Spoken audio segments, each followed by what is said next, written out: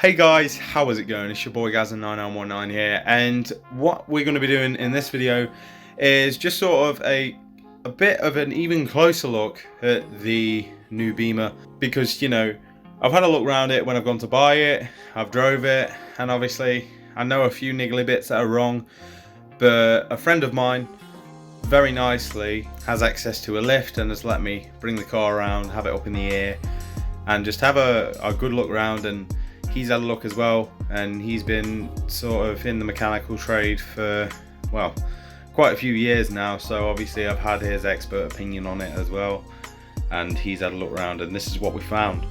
But first, let me show you a few shots I got from in this said place where a friend let me use the ramp.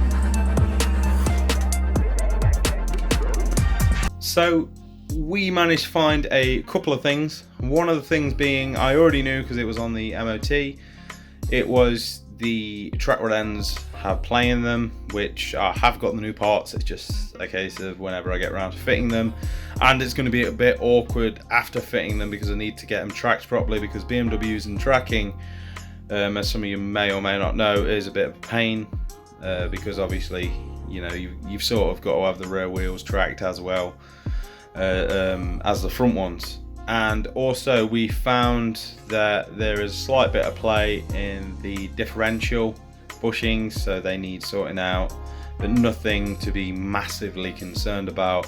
Other than that, we found that the car was really clean underneath. The only real sort of mess under there was from old oil changes, which my friend very nicely attacked with brake cleaner, and obviously it took all the oil and the grime off, and as you see by the shots, it made it look quite nice.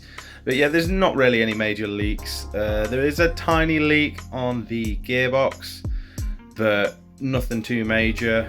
The nice thing is, on the transmission, it has been changed, like the transmission oil and the filter, because obviously with the filter you've got to change the whole transmission oil pan at the bottom, and obviously put all new screws around the edge in that. We found out that they hadn't used genuine screws, whichever garage did it last. They just sort of put some nice shiny ones on, but the genuine ones have writing on, and the non-genuine obviously have no writing on, so I don't know if they've gone for a cheap and cheerful alternative or not. I don't know, I'm still learning about these cars myself.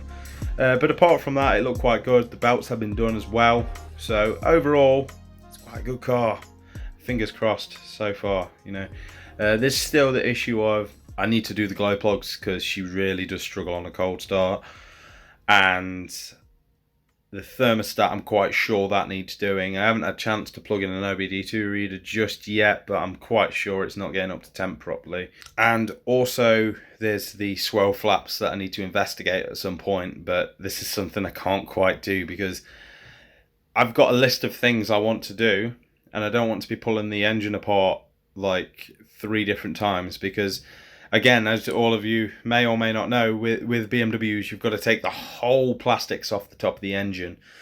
And I don't know if I'm willing to do that like 3 or 4 times. But there's one thing I do want to do, whether it means me taking everything off the top to put it back on and then bring it off again.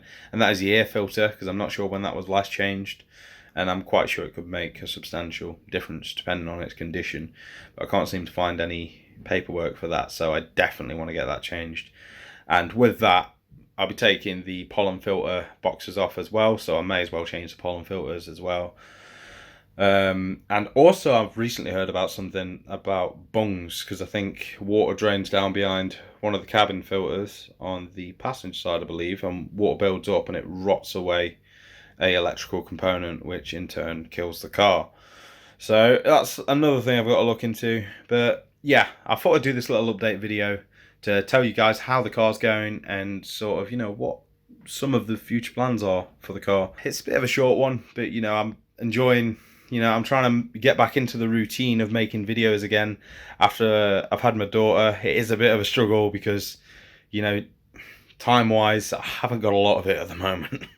And even when I do get a bit of spare time, it's, my daughter takes priority over YouTube, as I've said before, but I still want to keep that rhythm of YouTube, still want to keep you guys updated on what's happening, and just overall just keep the content going, But that is it anyway for this video. I hope you enjoyed it. If you did, please don't forget to hit that like, subscribe, and maybe even hit that bell icon for notifications on future uploads. But until the next time, guys, peace.